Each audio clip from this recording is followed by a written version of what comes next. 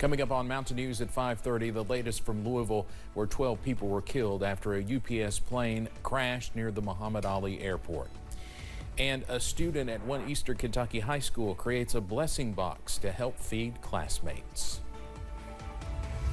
And we're now in the calm before the weekend weather whiplash. Details coming up. Dedicated to Southern and Eastern Kentucky, this is WYMT Mountain News at 5:30.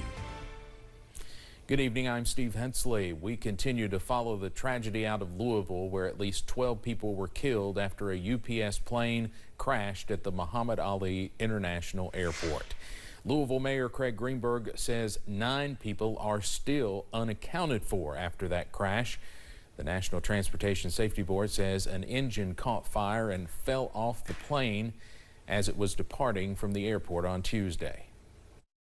There's so much debris there. There's so much charred, mangled metal that not all of the bodies may have been located until you look underneath certain things. And so that is going through the various layers of debris on the field. That will begin now.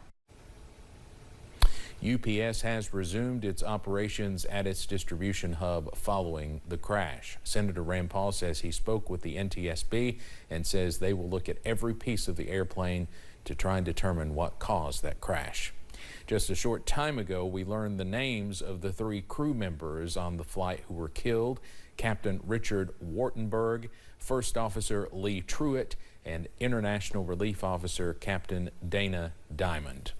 Senator Mitch McConnell spoke on the Senate floor, saying representatives in Washington are making sure federal resources are headed to Louisville. There's a lot of grief welling up right now in Kentucky. This would be true even in the case of a single life lost. Louisville is home to logistic experts, warehouse workers, aircraft crew, and maintenance. They take pride in their work, and their community takes pride in them. That's why this crash cuts so deep. It's about all of us.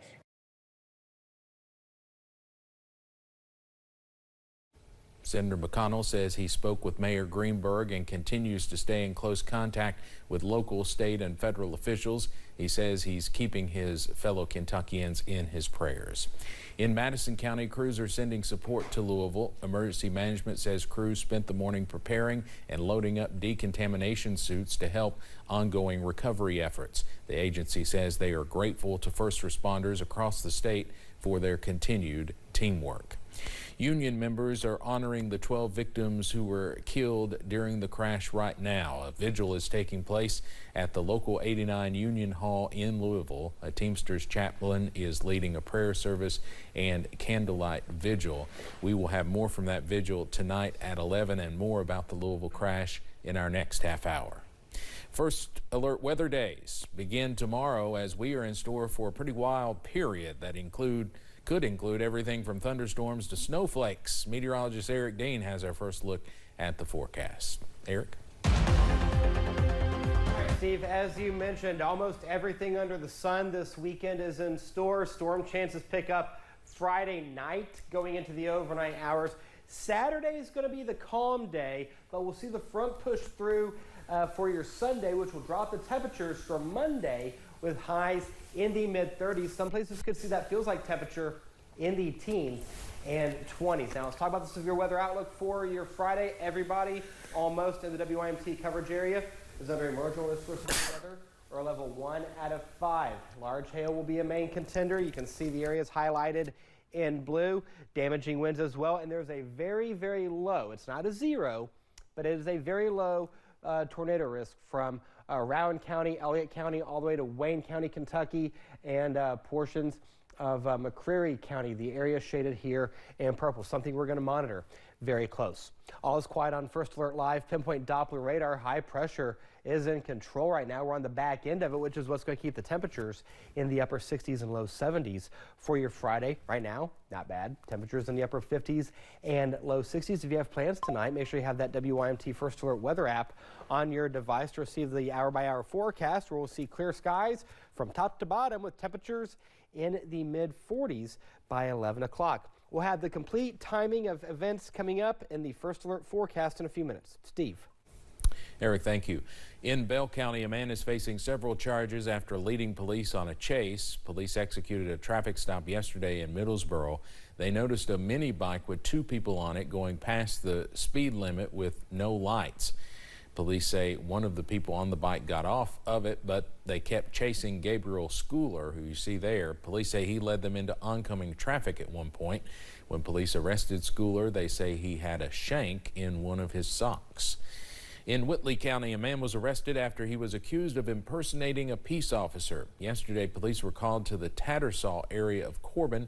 They say a man stopped two minors who had been riding in a golf cart when he showed them a badge and claimed to be an assistant constable. Police say Stephen Smith threatened to issue the minors a ticket.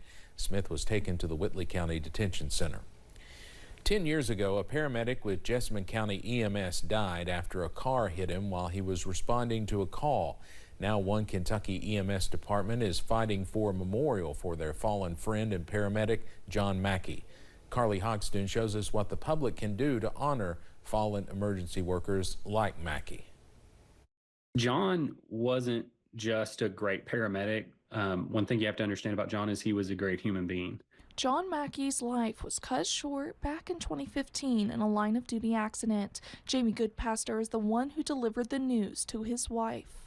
Looking back 10 years ago was probably one of the hardest days in my professional life. Since his death, his family has worked to create legislation, including the passage of the John Mackey Memorial Act that extended line-of-duty death benefits to EMS personnel. Now people like EMS Chief Jamie Goodpaster say there's another way to honor his memory.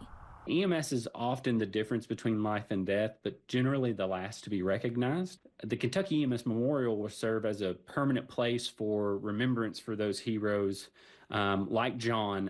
And that EMS memorial would be placed here in Frankfort, right beside the State Firefighter Memorial. Dan Durham with the Kentucky EMS Memorial Foundation says after 8 years in the making, they are close to making that memorial a reality. 5 EMS providers that died in the line of duty last year, we went on a place to recognize them. They have everything locked down except for $500,000, so they're asking the state for a second time to fund their memorial, just like they did for firefighter and police state memorials. We are a family of first responders, whether police, fire, EMS. We just want that location where we can honor those folks who were in service. In Frankfort, Carly Hogston, WKYT.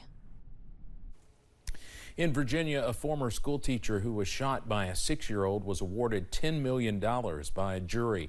Abby Zwerner was shot and seriously hurt by the student back in 2023. Zwerner was shot in the hand and chest by a single bullet while in her classroom at Rich Neck Elementary School in Newport News, Virginia. Zwerner's lawsuit had sought $40 million in compensatory damages.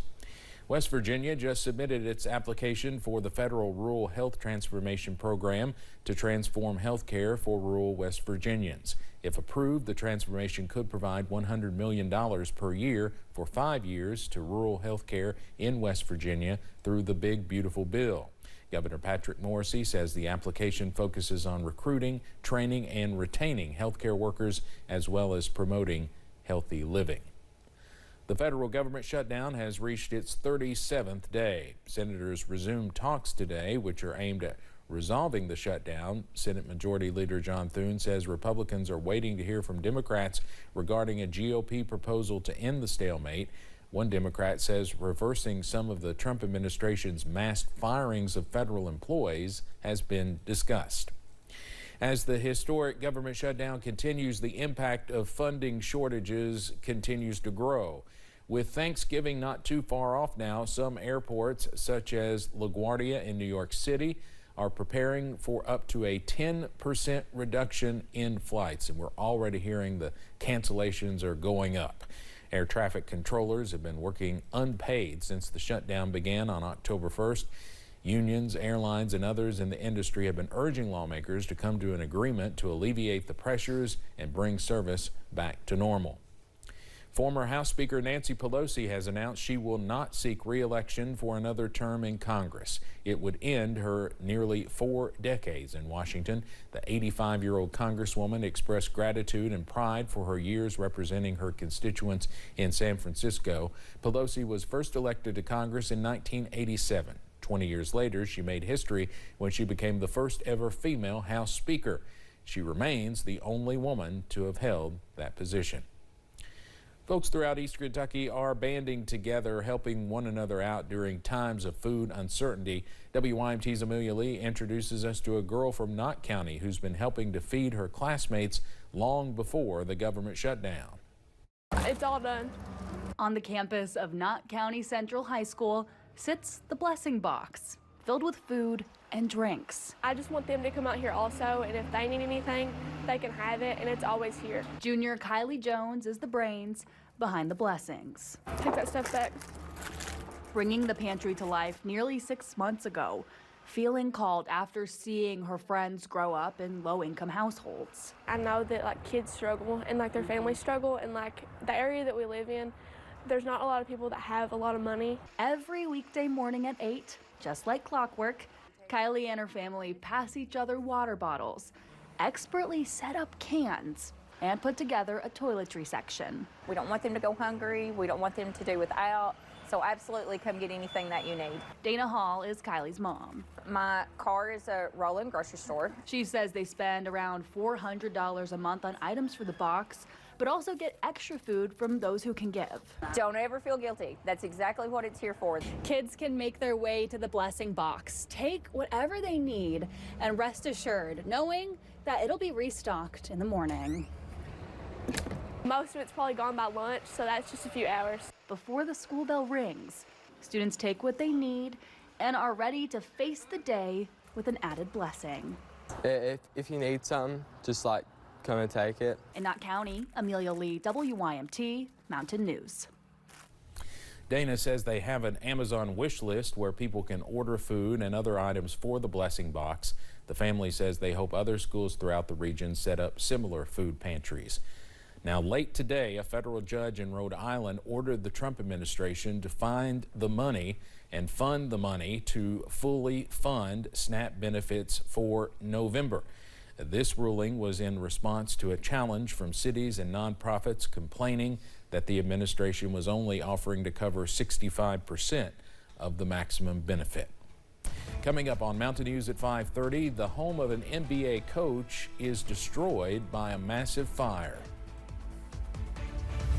And in the world of weather, all is quiet now, but in about 24 hours, that will change. Details coming up.